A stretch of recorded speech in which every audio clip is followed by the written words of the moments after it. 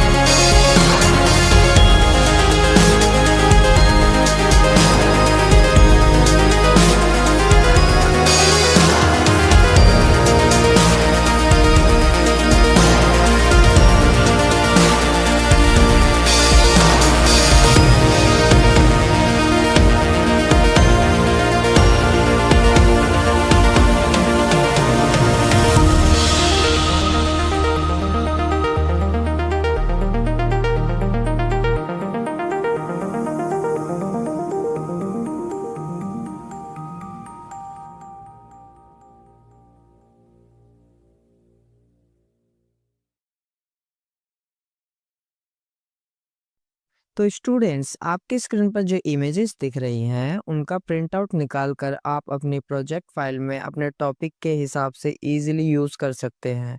ये इमेजेस आपके project file को प्रोफेशनल, क्लीन और विजुअली इम्प्रेसिव बना देगा। तो आज की वीडियो बस यहीं तक थी। अगर आपको वीडियो हेल्पफुल, इन्फॉर्मेटिव लगी हो तो वीडियो को लाइक ज़रूर करें और कमेंट में बताएं कि आपको अगला प्रोजेक्ट किस टॉपिक पर चाहिए। ऐसे ही शानदार प्रोजेक्ट फाइल के लिए हैरी भाई प्रोजेक्ट वाला को सब्सक्राइब ज़रूर करें। मिलते हैं अगली वीडियो में। Thanks for watching.